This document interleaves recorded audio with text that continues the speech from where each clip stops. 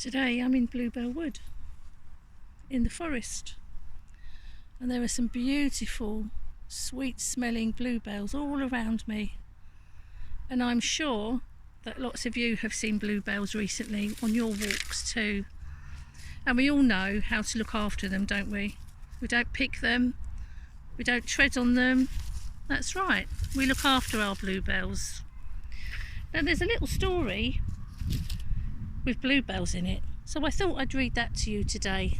And the story is called The Bog Baby, and the author is Jean Willis and the illustrator is Gwen Millward. So let's find out about Bog Baby. Long ago, when we were little, me and Chrissy did something bad. We said we were going to Annie's house to play, but we didn't.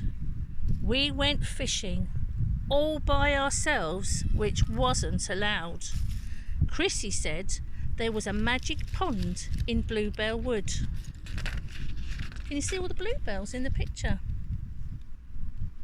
And these are the bluebells here. What colour are they? Can you see? It was only ever there in spring when it rained, and it made a huge puddle in the dell, and the pond creatures came, and we could find fish for newts, she said. I won't tell if you won't. So we went. We found the pond. It was squelchy round the edge, and the bluebells squeaked under our boots. Oh dear. If the bluebells are squelching under their boots, that means they're walking on them.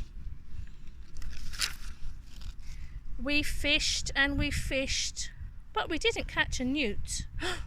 We caught something much better. We caught a bog baby. He was the size of a frog, only round and blue. He had boggly eyes and a spiky tail, and I do remember he had ears like a mouse. He came swinging through the flower stalks and jumped into the water.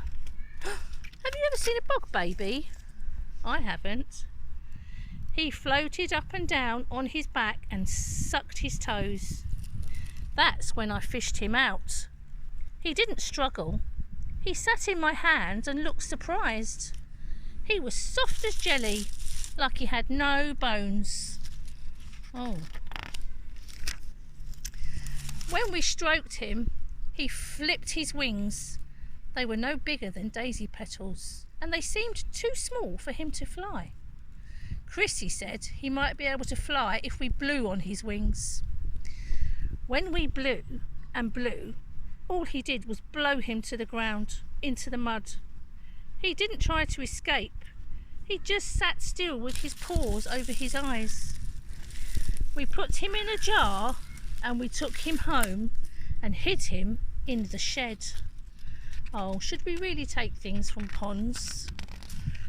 We can't look after them properly, can we? He was our bog baby, and he wasn't meant to be a secret. We wanted to show Mum, but we daren't. If we did, she'd know that we didn't go to Annie's. We made our bog baby a beautiful home in a bucket with gravel, shells and clean water. Whenever he saw us, he jumped up and down. We picked him up and played with him. He was very ticklish. We fed him on cake crumbs. We loved our bog baby. Do you think cake crumbs was the right thing to feed Bog Baby?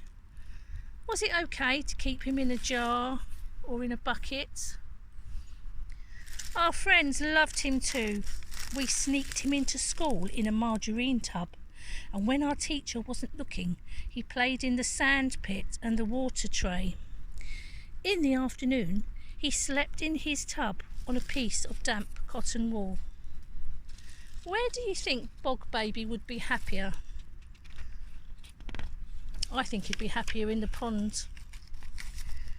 Chrissy made him a collar and lead, and we took him for walks in the field, and once a crow nearly ate him. but we scared it away just in time. We took great care of our bog baby. At least we tried. But he got sick. He didn't jump up and down anymore. He went pale and his wings drooped. He wouldn't touch his cake crumbs. We gave him all sorts, but he spat them out. We wanted to ask Mummy for help, but we daren't because of Annie. But the bog baby got thinner. He wouldn't walk on his lead, and he hid under his shell. He wouldn't come out, no matter how much we loved him. Oh dear. Mum found us in the shed. Chrissy wouldn't say why we were crying. We'd promised not to tell, but I blabbed. Mum wasn't angry though. When she saw who was in the bucket, she smiled and her eyes went misty. She said she hadn't seen a bog baby since she was little. Please make him better, we cried. We love him so much. I know, she said, but the bog baby is a wild thing. He doesn't belong here. He isn't meant to eat cake or walk on a lead or sleep in a tub. She picked up the bucket and we followed her out.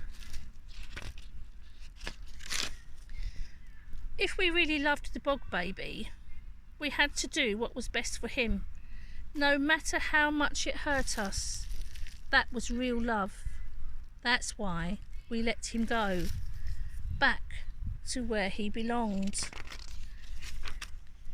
Living in the wood, playing in the pond, and sleeping in the damp leaves under the moon. We never saw him again.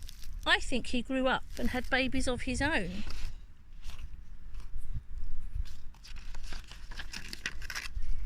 And last spring, my daughter found the magic pond, and guess what she saw? What do you think she would see in the pond? Let's have a look.